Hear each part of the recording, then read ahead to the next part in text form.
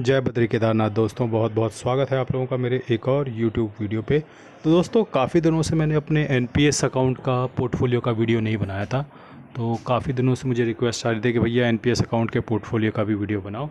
तो चलिए, आज दिन भी है, दस्तूर भी है, और नेशनल पेंशन सिस्टम के पोर्टफोलियो का वीडियो आज छोटा सा वीडियो आप लोगों के लिए लेकर आ रहे हैं। तो जैसा कि आप देख सकते हो कि मेरा अकाउंट जो है एचडीएफसी पेंशन फंड मैनेजमेंट में है, और जैसा कि आप देख सकते हैं कि मेरा 75% पैसा जो है वो इक्विटीज़ में जाता है एनपीएस में, 15% जो जाता है कॉरपोरेट बॉन्ड में जाता है, और 10% जो जाता है वो गवर्नमेंट बॉन्ड में जाता है। तो जैसा आपको दिख रहा है, ई का मतलब है इक्विटी, सी का मतलब है कॉरपोरेट बॉन्ड जो कि 15% है, और जी का मतलब है गवर्नमेंट बॉन्ड्स। तो आप देख सकते हैं कि मेरे म्यूचुअल फंड पोर्टफोलियो और मेरे ईटीएफ पोर्टफोलियो तो नेगेटिव में है, लेकिन फ़िलहाल एनपीएस पोर्टफोलियो ने मोर्चा संभाला हुआ है, और फ़िलहाल ये पोर्टफोलियो अभी भी पॉजिटिव में है। तो आप देख सकते हैं कि लगभग मेरे पोर्टफोलियो की वैल्यू लगभग 7.5 लाख है, 7,55,124 रुपये 9 पैसे। लगभग 56 इन्वेस्टमेंट्स मैं इसमें कर चुका हूँ, और इस वक्त टोटल कंट्रीब्यूशन मेरा 6,68,588 रुपीज़ है, और जो मेरा मुनाफा है वो 86,535 रुपीज़ है। लगभग 5.25% का रिटर्न इसमें जन रहा है XIRR बेसिस पे। तो ये भी गिर गया, ये भी डबल डिजिट था, लेकिन फॉल आया है इसमें भी, क्योंकि 75% इक्विटी है, तो ये भी 10% से गिर के 5.25% तक आ गया है।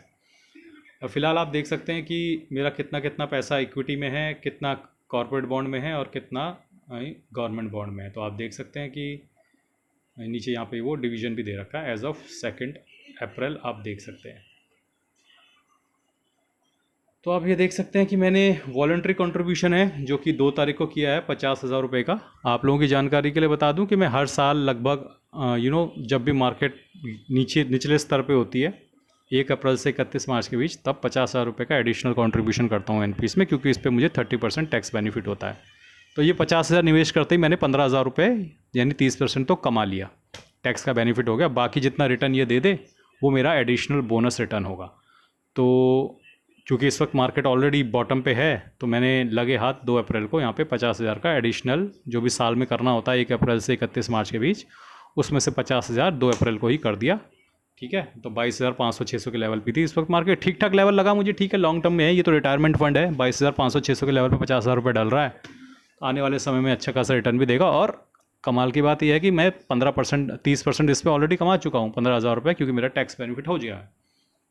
फिलहाल आप देख सकते हैं कि इस महीने का भी कंट्रीब्यूशन मेरा हो चुका है, वॉलंटरी कंट्रीब्यूशन मेरा हो गया है, और ये मेरी इन्वेस्टमेंट की डिटेल्स हैं। तो इसका जो डिटेल्स आनी शुरू होती हैं वो 1 अप्रैल से आनी शुरू होती है, यानी इसका फाइनेंशियल ईयर चलता है। तो पिछला वाला ये नहीं दिखाता 1 अप्रैल मार्च तक का, ये शुरुआत ही 1 अप्रैल से करता है। तो इसने बैलेंस अपडेट कर दिया, तो आज यहाँ पे बाकी कुछ नहीं दिख रहा है, लेकिन धीरे धीरे महीने दर महीने ये आगे बढ़ता जाएगा और मेरा बैलेंस दिखता चला जाएगा। देखिए सर, जो एनपीएस अकाउंट होता है वो मोटा मोटा हिस्टोरिकल डेटा ये बताता है कि 11 से 12% तक का लॉन्ग टर्म पीरियड में जो है CAGR निकाल कर देता है। हालांकि इस वक्त जो इस पर रिटर्न दिख रहा है वो 5.25% दिख रहा है, क्योंकि मार्केट की बहुत बुरी हालत है और मेरा पोर्टफोलियो भी काफ़ी तेज़ी से फॉल किया है। लेकिन अच्छी बात यह है कि म्यूचुअल फंड पोर्टफोलियो और ETF पोर्टफोलियो तो नेगेटिव में है, लेकिन एनपीएस पोर्टफोलियो ने इतनी भारी गिरावट के बाद भी फ़िलहाल मोर्चा संभाला हुआ है। और एनपीएस पोर्टफोलियो एक्चुअली में मेरा पुराना भी है, ठीक है, तो ये लगभग 4 साल पुराना है।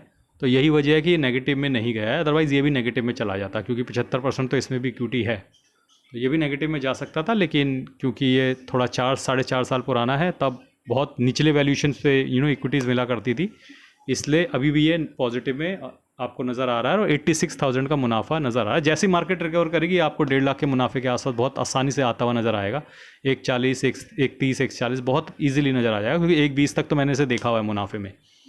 तो मार्केट रिकवरी का इंतज़ार है। लॉन्ग टर्म पीरियड में मुझे ऐसा लगता है कि 11-12% का एनुअल CAGR निकाल के दे देगा, और मेरी एनपीएस पोर्टफोलियो से इतनी ही एक्सपेक्टेशन है 11-12% की, मेरे को बहुत ज़्यादा नहीं चाहिए, ठीक है। तो इसीलिए इस पर मैंने 25% डेट में जाता है और 75% जो है इक्विटी में जाता है। पहले ऐसा नहीं जाता था, ये मैंने पिछले साल ही चेंज किया है। पहले इसमें 47% इक्विटी में जाता था, 53% डेट में था। तो पहले 3 साल तो बहुत ही कम रिटर्न बनता था। पिछले साल से मैंने इसको चेंज किया है, मैंने इसको 75% इक्विटी और 25% डेट में कन्वर्ट किया है। तो मेरा पेंशन फंड मैनेजमेंट HDFC में, आप किसी भी पेंशन फंड मैनेजमेंट कंपनी से अपना अकाउंट खुलवा सकते हैं। कोशिश कीजिएगा कि कंपनी के थ्रू खुलवाएं। कंपनी के थ्रू खुलवाते हैं तो आसानी ज़्यादा रहती है अकाउंट खुलवाने में भी, और फिर ऑटोमेटिकली आपकी सैलरी से वहाँ से डिडक्शन होके आपके NPS अकाउंट में चला जाता है। तो NPS अकाउंट मेरा किस तरीके का बना हुआ है, जैसे आप लोगों के बैलेंस एडवांटेज फंड होते हैं ना, तो कई लोग मुझसे कमेंट करते थे भैया बैलेंस एडवांटेज फंड में क्यों इन्वेस्ट नहीं करते, तो मैं तब बताता नहीं था ज़्यादा उनको, तो लेकिन मैं कहता था कि हाँ मेरे पास है, ये है मेरा बैलेंस एडवांटेज फंड जो NPS में है, जिसमें 75% इक्विटी और 25% डेट है। ठीक है, तो ये पोर्टफोलियो ये भी दर्शाता है कि आप 3, 4, 5 साल के ऊपर चले जाते हैं तो फिर भारी गिरावट के बाद भी आपका पोर्टफोलियो नेगेटिव में नहीं आता है।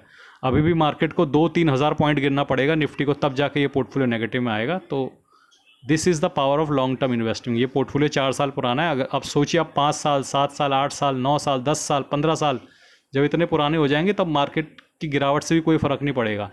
ठीक है, तो कोशिश कीजिए कि लॉन्ग टर्म इन्वेस्टिंग करें। ये तो मेरा रिटायरमेंट फंड है, तो डेफिनेटली रिटायरमेंट तक तो इसमें चलना ही है। तो बस ये छोटा सा वीडियो आज के लिए था, आज के लिए बस इतना ही। लेकिन मैं आपकी जानकारी के लिए बता दूं कि मैंने कुछ फ्लिपकार्ट्स के लिंक भी दे रखे हैं। ठीक है, अगर आपको कुछ भी शॉपिंग करनी है तो मेरे वीडियो में, मेरे चैनल पे जो वीडियो दिख रहा है आपको, उस पर क्लिक कीजिए मोबाइल स्क्रीन पे, और लेफ्ट साइड बॉटम पे आपको व्यू कोड दिखेगा, उसके अंदर आपको फ्लिपकार्ट के लिंक्स दिखेंगे, वहाँ से आप कुछ भी शॉपिंग कर सकते हैं मेरे लिंक का इस्तेमाल करके। मेरे लिंक से फ्लिपकार्ट के थ्रू एंटर कीजिए। बाकी जैसा कि आप लोग जानते ही हैं कि मैं MFI registered mutual fund distributor हूं। तो अगर आपको कोई भी सलाह या मशवरा मुझसे चाहिए तो एक पेड गूगल मीट सेशन है, जिसका आप मुझे इनवाइट भेज सकते हैं, यानी कि आपको रिक्वेस्ट करना पड़ेगा एक ईमेल आईडी पे। वो ईमेल आईडी इस वीडियो के डिस्क्रिप्शन में मौजूद है। आप वहाँ पे उस वीडियो के डिस्क्रिप्शन पे जाके उस ईमेल आईडी पे मुझे लिंक भेज सकते हैं, और कमेंट में भी मैं पिन कर दूंगा उस ईमेल आईडी को, आप मुझे वहाँ पे मेल कर सकते हैं अगर आपको पेड गूगल मीट सेशन चाहिए, जिसकी बहुत ही मामूली सी फीस होगी। आज के लिए बस इतना ही। धन्यवाद, गुड बाय, जय बद्री केदार।